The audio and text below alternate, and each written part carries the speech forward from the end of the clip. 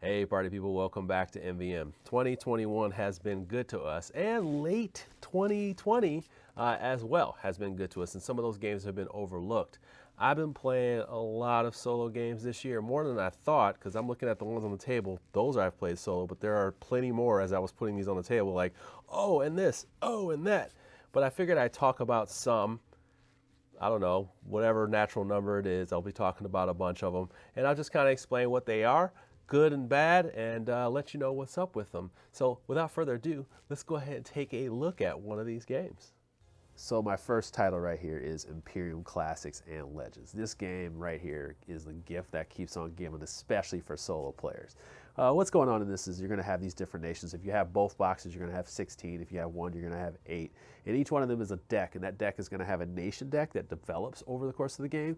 You'll be buying cards, you'll be placing like lands and things like that. This is not a Magic game. This is one of the games where you build your own deck by actually going through your deck. So you have this nation deck that adds cards to your deck, and also the ones you get, and you're trying to build these scoring combos. And each one of the decks has a different goal, but you'll start as a barbaric state and you'll move to like a civilized state. And that usually happens when you get to the bottom of a nation deck and there's one card that shifts that over. There's many different ways to win, many different ways to lose, but each one of these decks actually has its own theme in what it's doing. The Legends has like different ones where like there's one that's trying to find Shangri-La. There's the Atlanteans that are already civilized already. So there's actually decks that are in different states of the game in a sense, which makes it very interesting. The David Turtsey solo mode in this one though, very good, very challenging depending on how deep you want to go in this game. That's why I love this one. It probably won't be in stock. You can find this one and import it. Maybe you'll get some of that stock overseas. I don't know if that's going to be a thing or not, but you definitely want to find this game. And make sure you don't let the errata. It has a major rule that's missing in it. That may be the only feedback I have on this game, is the rules are kind of eh. But other than that, awesome. Maglev Metro is one of those games that is in a genre I don't necessarily like, and that's pick up and deliver. But the other part of it, engine building, is something that I do love. So Maglev Metro is a game of pick up and deliver. You're going to be picking up these commuters, taking them to different spots and dropping them off. But you're going to be laying track to open this up, delivering them, moving things left and right, unlocking certain commuters to unlock more things on your board. And the board becomes an engine building situation, which is really fun and pleasing. That is like the biggest thing on there. Also, aesthetically, you're going to have these acrylic tiles that you put on top of each other, and they can cross over each other. And that in multiplayer just looks like freaking rainbows going all over the place. It looks really cool. Light cycles like Tron. It's awesome. It's a very low interaction game, but there is some interaction. Nobody can stop you from doing what you're doing, but they can steal things before you. So it's a really interesting little thing going on there. In the solo mode, you, of course, are playing against yourself. There's no AI taking actions, but they do take the little commuters out of the bag to make the game go faster, and it also subtracts from your final score. So there's a little bit of pressure there. Beat your score, but definitely an entertaining one. I would say not a solo only purchase, but definitely one of those games that kind of rounds out the package if you're in a multiplayer, but you want that solo every once in a while. This right here is my new love in the roll and write genre. This is Hadrians Wall by Garfield Games. This right here, you're not rolling and writing. You're flipping a card, and you get a whole bunch of workers, and the workers will help you gain basically all the things that you need to protect your wall and also deal with specific types of citizens, which give you different kind of mini games that you play. I mean, they have one where you can build gladiators, you can build markets, you can go scouting for war. You got like a little Tetris one where you're trying to fill in spots and things for scoring. You have a whole other pad, which is like for your wall, where you're trying to protect yourself from incoming combat. You're trying to build these scoring combos, so each season you get some more stuff. And then meanwhile, you're trying to actually score and tick off things so you can get other combos for other things. It is one of the most puzzly and pleasing games. If you like Fleet the Dice game, and you're one of those people that just loves combos upon combos upon combos, this is that game. This is right up there, man. I mean, we're talking like close to Roman Roll, close to Fleet the Dice game, close to what's the name? Cartographers. It's right there. It is amongst the best roll and write genre games, no question. So there you go. I'm overselling it there. Hadrian's Wall, jeez. I got a treat for you on this one. This game I'm a little bit divided on, but as a solo game, this is a solo only purchase one that I think people will enjoy. Real cutthroat game is multiplayer. Might be too much interaction and interference for other people to really enjoy. But that is Merv. Now Merv is, I would just call it mini game the game, because there's different tracks on one thing, you're collecting contracts on another one, building trade routes on another one.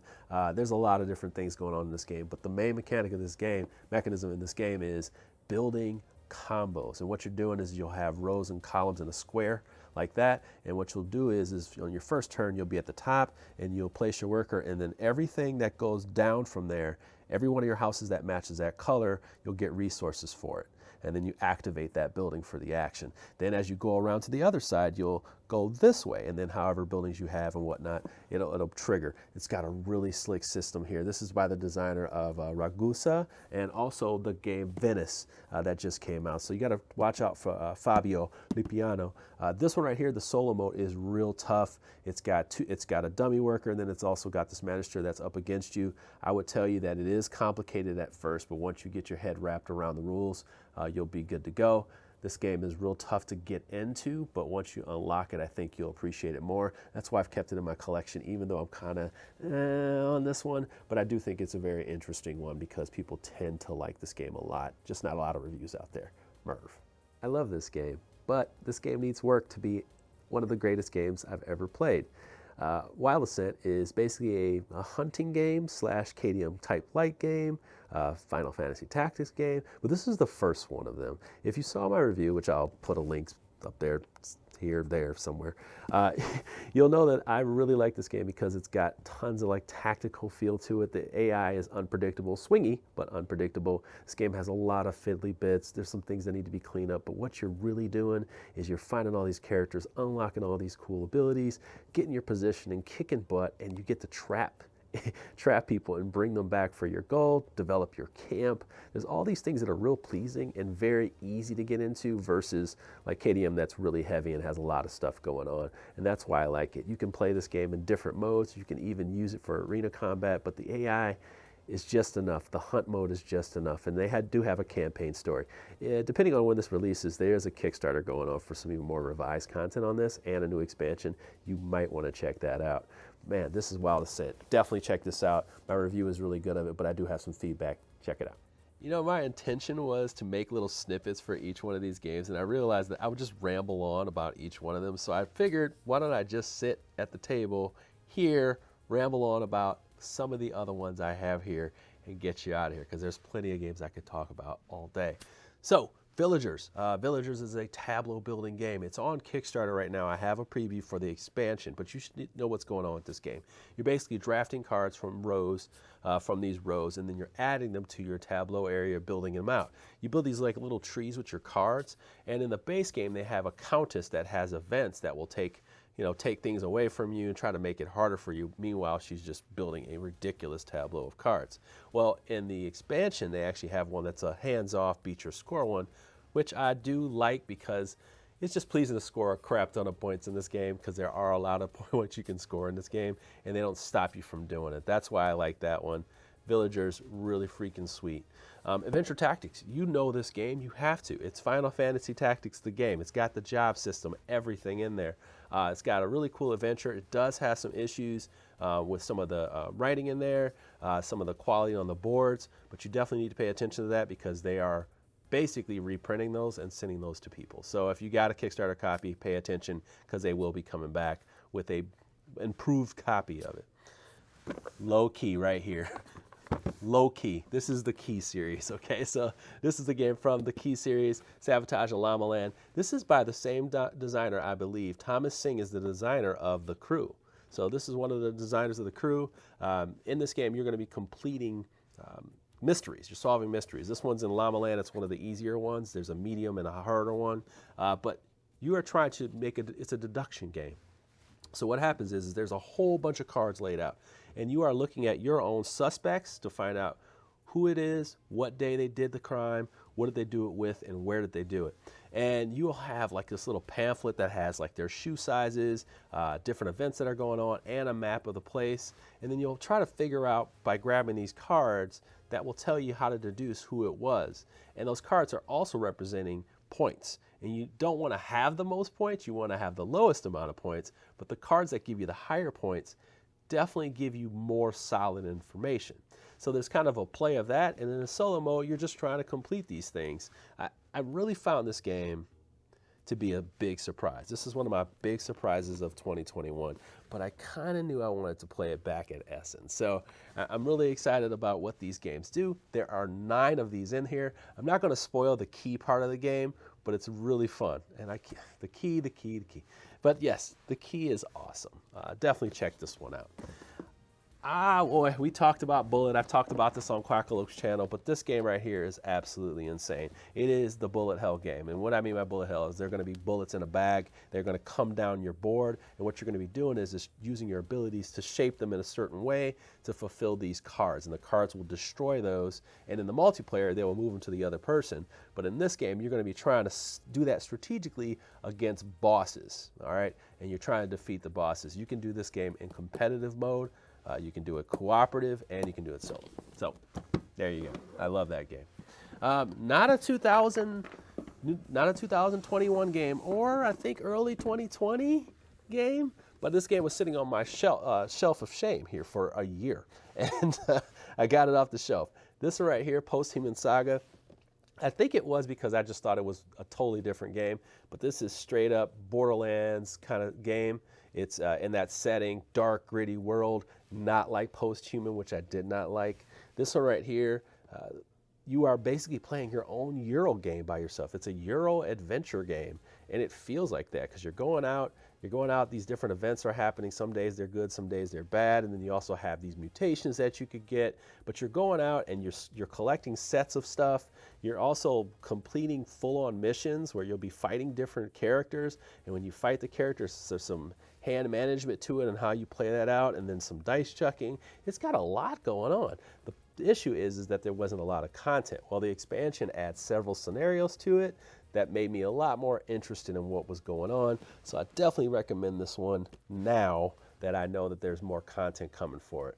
You get this base game, you can get it for pretty cheap because I don't think it's sold that well, but I know that the Kickstarter has a really good package deal for this one. So definitely check that out. I'm not going to touch on Solomon Kane because we know what's up with that. Merchant's Cove was a game that I did not give a good rating. Guess what?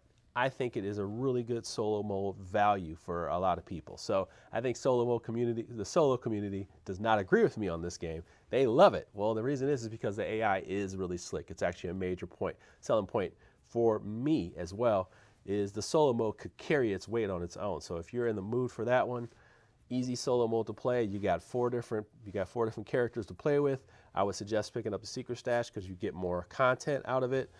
You get, I think there's like a 20 scenario book in there. You get a lot of content out of that. So you definitely want to check that one out. Destinies, man, okay. Some people are going insane over this game. I just played it today for a couple hours. It's really fun. And I hope that that maintains that over the next 4 missions that I have to play, because I played the tutorial and number 1. So I'm going to be moving on through that. We'll see how this maintains. But what you're really doing is you're going on these adventures, trying to find your destiny. When you do, you'll kind of develop this story as you go along, but you're going to be going around on adventures, unveiling cards that are like a map that connects, and it's beautiful when it does, by the way. It's like 7 continent when you do that, but there's different points of interest. You'll go there, you'll interact with them, you'll be scanning cards and items that you find, giving them to different people. So it's got, just this little quest thing to it, and it develops. It's got great music. It gets real thematic feeling, but definitely a lot of scanning, definitely a feeling of maybe this is too much app and what am I really doing here? I've seen people say that before. I'm kind of in between on it, but I do feel the theme because the music's so good and the writing is so good that I'm still in it. And we shall see how this goes. The gameplay is real slick overall. I'm not going to spoil anything though, because the more you talk about it, the more you have an opportunity to spoil it. Definitely take a look at the how to plays and all that stuff so you get an idea of how it works. The solo mode has a challenge, and then they also have a, what is it called? Like an explorer mode where you just go through the story. Challenge mode, not necessarily feeling it, but I do like the fact that I get to play through the story. Enough said. Ooh, I can spoil a lot about that game. I'm going to go ahead and talk about one that I know people don't know about. How about this one? Genotype. All right. This game I have to talk about because nobody talks about it. It's a really cool dice drafting game, especially for multiplayer. It's a nice dice drafting game. It's got a little set collection. It's got some different types of things going on it. But you're going to have an AI card system deck in here as well, which I should probably explain this a little bit more. You're basically drafting dice to complete strains of dominant and recessive gene dice, and then you're trying to make those and make the Peapod cards that fulfill certain requirements. You're just fulfilling requirements based on the cards, the dice that you draft, and making sure they match up. It's a really sweet game that even if you don't care about science, this game is really good. I think it's a very solid Euro game. Definitely take a look at it. The AI is challenging. It's actually got like a 9-card deck, and it's got some things that really make you learn how to get good at this game, because you definitely want to get better at this one, because you can get pounced by your opponents if you don't know how to do dice drafting properly. In this one here, this is a tight game. Definitely take a look at this one, Genotype. And I'm going to leave that there because Rococo is not a newer game. People kind of know about that one. You know I love Solomon Kane. I got Bloodborne off to the side here. These are just some of the games that I played solo. Didn't even talk about Wildlands, the Wildlands expansion. After the Empire has the solo expansion that I played. That's in the Kickstarter. I'm not going to talk about that. Was it GameFound, not Kickstarter. But I can keep talking forever about all these solo games, and that's why I decided not to do top 10, top 5, top whatever.